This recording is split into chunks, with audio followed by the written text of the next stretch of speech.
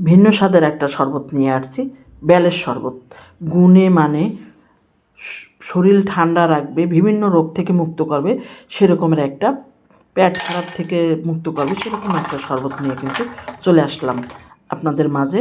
এই ইফতারিতে রাখতে পারেন সেরকমের। মূল ভিডিওতে চলে যাব। আজকের এই রেসিপি যদি ভালো লাগে অবশ্যই পারুল আলমের কিচেন ইউটিউব চ্যানেল এবং ফেসবুক থেকে দেখলে ফেসবুক পেজটা ফলো এবং সাবস্ক্রাইব করার অনুরোধ রইল। চলেন যাই মূল ভিডিওতে। আজকের বেলের শরবত কিভাবে বানাই, এটা আমার বাবা বানাতো সেই রেসিপিতে। প্রথমে বেলটা ভেঙে নিলাম। বেলটা ভেঙে চামচ দিয়ে তুলে নিতে হবে। একদম বরিশালের জনপ্রিয় এই রেসিপিতে আমার বাবা যখন বাড়ি যেত তখনই এই বেল নিয়ে তারপর নিজের হাতে শরবত করে আমাদেরকে খাওয়াইতো। খেতে চাইতাম না, ছোট ছিলাম, তারপরও খেতাম, খুব মজা হইতো সেরকম রেসিপি। পানি দিয়ে ভালো করে হাত দিয়েই কিন্তু এই আঁশগুলা বের করে নিতে হবে।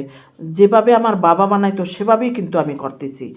আপনারা হয়তো বুঝতেছেন যে এরকম কেন করতেছে, এভাবেই করতো।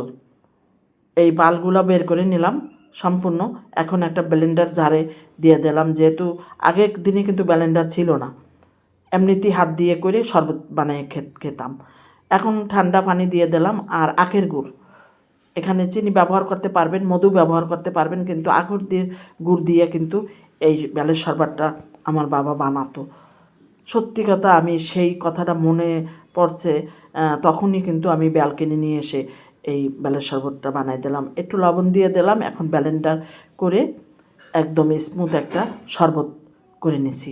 কেমন লাগছে আপনাদের কাছে? অবশ্যই ভালো লাগলে আমার বাবার জন্য দোয়া করবেন আর আমার রেসিপিটা অবশ্যই শেয়ার করার অনুরোধ রইল ফ্রেন্ডস অ্যান্ড ফ্যামিলির সাথে। এখন তকমা দানা আর ইসবগুলের ভুসি কিন্তু প্রত্যেক দিনই আমি কিন্তু ব্যবহার করি, অবশ্যই করবেন।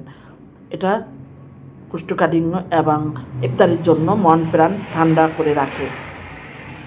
একদম মিশাই নিলাম। মিশাইয়ে কিন্তু আমি এখন পরিবেশন করব। এখানে বরফের কুচি দিয়ে দিলাম। তারপরে আবার একটু লাড়া দিয়ে শরবতটা কিন্তু এখনই ঢেলে দেব।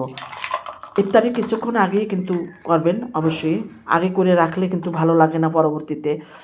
ঠান্ডা ঠান্ডা কুলকুল এই শরবতটা খেয়ে অবশ্যই আত্মা মন সবই ঠান্ডা হয়ে যাবে। ঠান্ডা হওয়ার পরে পারুল আলমের কিচেন অবশ্যই যারা এখনও ফলো সাবস্ক্রাইব করেননি অবশ্যই করে রাখবেন নতুন ভিডিও আপডেট দেখার জন্য। হয়ে গেল আজকে আমার রেসিপি। কীরকম লাগলো অবশ্যই কমেন্টস করতে কিন্তু ভুলবেন না। আপনাদের একটা কমেন্টস লাইক আমাকে অনেক দূর আগাই দেয় আর এই রেসিপিগুলো করার কিন্তু উৎসাহ জাগায়। ইফতারির জন্য আমি প্রত্যেক দিন কিন্তু আপনাদের ভিন্ন ভিন্ন স্বাদের জুস রেসিপি বা শরবত রেসিপি দিয়ে যাচ্ছি। অবশ্যই একদিন হলেও বাসায় ট্রাই করবেন। ধন্যবাদ সকল বন্ধুদেরকে। আবার ভালো কোনো শরবত নিয়ে আপনাদের মাঝে বেঁচে থাকলে হবে হাজির হয়ে যাব আমি পারুল আলম। আপনাদের জন্য দোয়া ও শুভকামনা রইল। আল্লাহ হাফেজ। আসসালামু আলাইকুম আ রহমতুল্লাহি বারাকাতু।